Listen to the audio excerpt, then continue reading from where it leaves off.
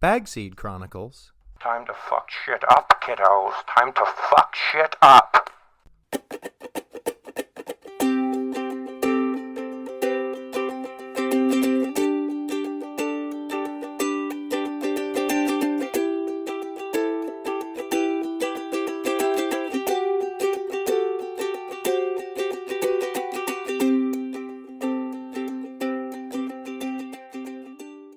Hey everyone, welcome to the Bagseed Chronicles. This is Uncle Dig, and I'm so happy to be back. I know it's been a while, and it might be a little while longer still.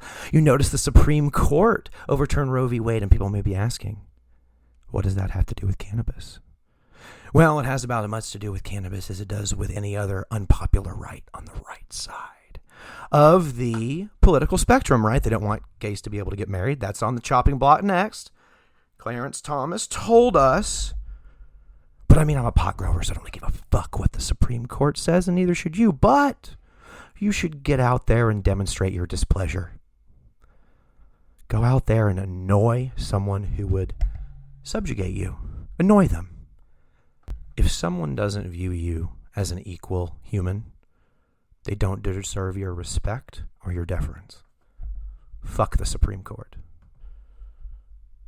That being said, I've got a lovely garden update for you today. I'm going to fill you in on what's been going on in my garden, and then we've got a brief history of joints. And then I'm going to let you go, and I'm going to go roll a few, and then I'm going to get my bullhorn, and I'm going to go annoy some people, as I told you to do. Let's overgrow the world.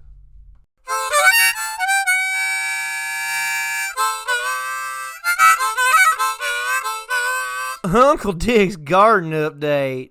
Hey guys, it's Uncle Dig with a garden update. It's June 24th, 2022, and we are gardening zone 8B. It has been a bit too long. Let's catch up. When I last spoke to you about the garden, it was June 2nd. So let's get you up on what the last of my little autoflowers yielded. The Afghan is my new autoflower record, weighing in at 1.817 ounces.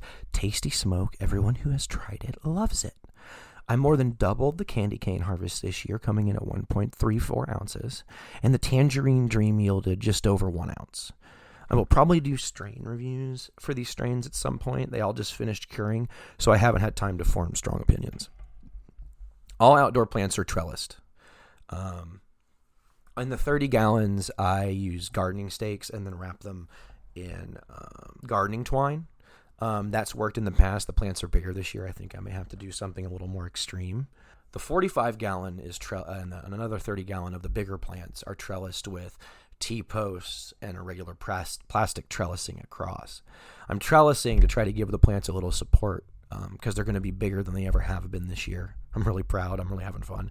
And I just want to make sure that they're supported when they flower. Now, I also have bottom pruned all the plants, and I prune anywhere from like 6 to 12 inches of the bottom growth just completely off.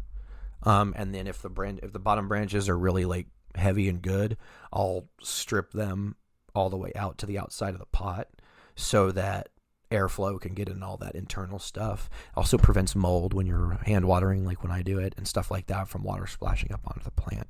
Also prevents leaves from dipping into the medium or soil and getting mold on them that way. Another benefiting to bottom pruning for me is that I'm disabled and I have back problems. So it's easier for me to see what's going on at the bottom of the plant if I've got some open stuff. And you can also, it's easier to take pictures of a big stalk if you get a plant with a really beefy stalk. I really enjoy taking pictures of big, hard, woody stalks, and I'm not the only one. I mean, just look at Instagram.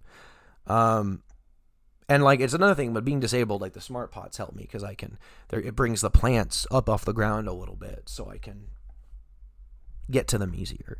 All the plants are doing good. My shortest one is at my nipples already.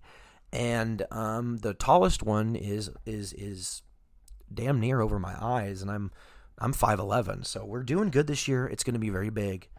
I'm kind of worried about rippers now because my plants are going to be bigger than ever, but I shouldn't be. It's going very good. The plants are very beautiful. We haven't had too much intense pest pressure, although I am going to spray some Dr. Zymes on them probably this evening. And I've also been fertilizing. I gave my first feeding of age old to the plants day before yesterday.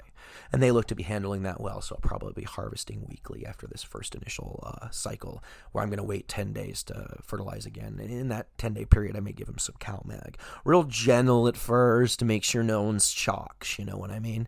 The plants have become very thirsty. We're pushing the hundreds around here soon. So I've gone from not watering very often to watering anywhere from 4 to 6 gallons daily, 4 daily in the 30-gallon pots, and then 6 daily in the 45-gallon pot. That may fluctuate over the next couple days. I may have to skip a day. We'll see what happens. But definitely the plants are getting very thirsty, and they're wanting a toilet flush a day.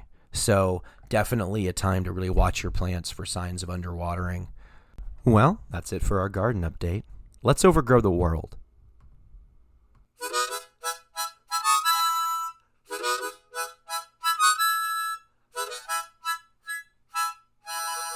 Hello! I'm Snidely Whipplebottom III. Welcome to BBC 420. Today we take a break from our normally scheduled programming, Perfidious Albion, a history, to listen in as our counterculture correspondent, Uncle Dig, takes us on a meandering global and personal history of the cannabis joint. Thanks, Snidely. Maybe you do it differently, but this is how I do it. I measure the required amount of cannabis, usually a gram, on my scale. I break down that gram into a grinder, grind it up, and drop it into a Hempire hemp paper with a perforated wide raw crutch. Then I roll it into a cone. Maybe I put it into a container and let it pickle. Or maybe I walk outside, rotate it between my fingers while I burn the end a little bit, then put it to my lips and light it. And with that first big hoot, that bat is lit. I have repeated this ritual thousands of times, with tobacco in my younger years, and then with cannabis, and each time I treasure it. There is something beautiful and unsubtle about a joint. Sure, it can pass for a cigarette, but no one can mistake that thick, skunky goodness for tobacco. When you light a joint, you are letting your freak flag fly. You are not about efficiency or utility. You are about the height of decadent enjoyment, with the ability to destroy the evidence later, you little fellow punk rock bête noire to the mundane, beautiful mess that you are. A joint is the best way to consume cannabis. I attest that a day pickled joint with a nice indica is the perfect way to end any day on this beautiful earth. Before we talk about joints, we have to talk about where cigarette paper comes from. Before the very late 18th century, it wasn't common to roll paper cigarettes of any kind. People smoked cigars, tobacco rolled in whole leaf, or smoked out of pipes. Not until industrialization do we get cigarette paper. The first cigarette paper was produced in Alcoy, Spain in 1764. Paper cigarettes became popular in the second half of the 19th century, displacing the more expensive cigars and cigarillos. As cigars and cigarillos were more expensive, poor people would collect the cigar butts from the ground and roll them into pieces of paper to be smoked. During the Crimean War, this culture became more prevalent, and British soldiers learned how to roll tobacco in newspapers. Soldiers and beggars, maybe not illustrious company, but people that know how to have a good time. Now, the furthest back in time I can find anyone referencing cannabis rolled into paper is from an article mentioning field workers in 1850 in Guadalajara, Mexico, mixing cannabis in their tobacco and smoking it. Joints seemed to gain a foothold in the United States during the Prohibition era. There was a good chance that a lot of the smoke in the jazz clubs of the Roaring '20s and deep into the '40s was cannabis smoke from so-called jazz cigarettes. It is mayhaps then that cannabis use became associated with musicians. Once cannabis was criminalized in 1937, the culture started to go more underground. I couldn't find much reference to cannabis culture in the 50s, but in the 60s and 70s, it would seem that the joint was starting to take its place as the cultural meme it is today.